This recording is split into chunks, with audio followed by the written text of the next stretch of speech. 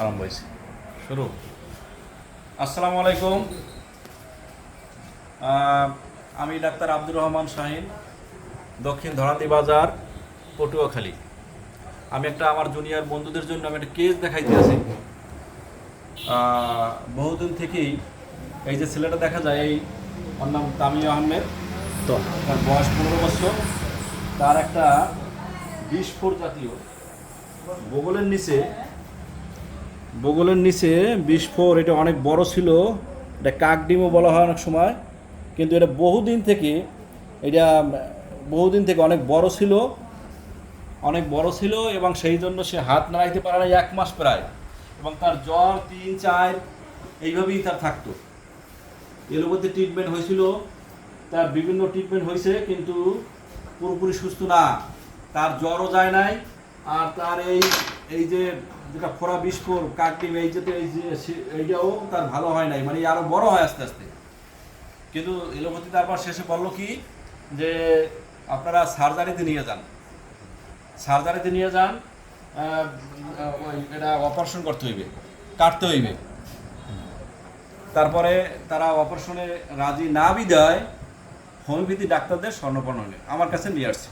রাজি না কেন হাসান ভাই? আমি বললাম যে না, এটা আমি যে রাজি না, তাহলে এটা কোনো কিছু করা লাগবে না, কোনো সার্জারি ছাড়া, কোনো অস্ত্রোপচার ছাড়া এটা একদম সার্জারি হয়ে যাবে। যে দেখবে যে সার্জারিতেও এত ভালোভাবে হয় না, সার্জারিতেও এত ভালোভাবে তার বিষ, রক্ত, তার এটা ভিতরে যা কিছু দূষিত রক্ত, পানি, মাসেল ওটার ভিতরে হয়ে গেছে, সবগুলো বেরোয় ফ্রেশ হয়ে যাবে। সেইটা সার্জারিতেও এভাবে হয় না, সেটা ঔষধে হবে।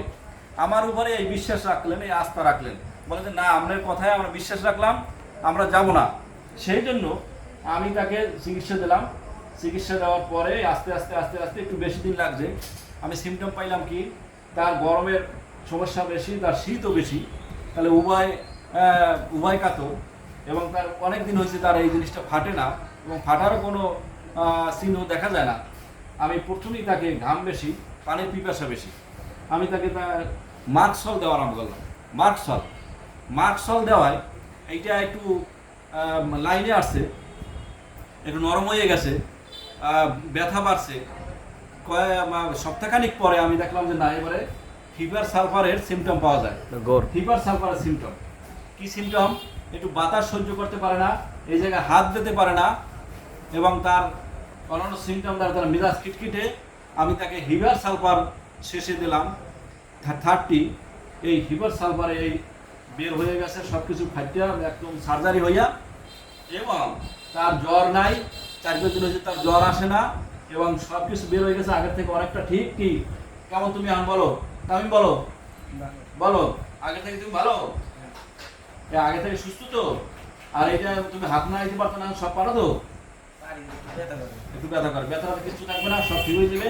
তাহলে আমি বলতে চাই সাধারণ মানুষদের জন্য, যে কোনো অস্ত্রোপচার ছাড়া যদি কোনো ভালো দক্ষ হোমিওপ্যাথি ডাক্তারের কাছে কোনো একটা কেস নিয়ে আসা যায়, এবং সে যদি ধরতে পারে, ঠিক ঔষধ দিতে পারে, তাতে একদম সেরে যাবে, ভালো হয়ে যাবে, রুগী মহা আনন্দে থাকবে, অল্প খরচে সারবে, এবং পূর্ণাঙ্গভাবে ভালো হয়ে যাবে। তাহলে সবাই ভালো থাকেন, সবাই সুস্থ থাকেন, এই কামনা আজকে এই পর্যন্ত শেষ। আসসালামু আলাইকুম। এই যে আমি যে করাইছি এটা আর যে করছে এই যে সেই লোক হইল এই আমার। হ্যাঁ।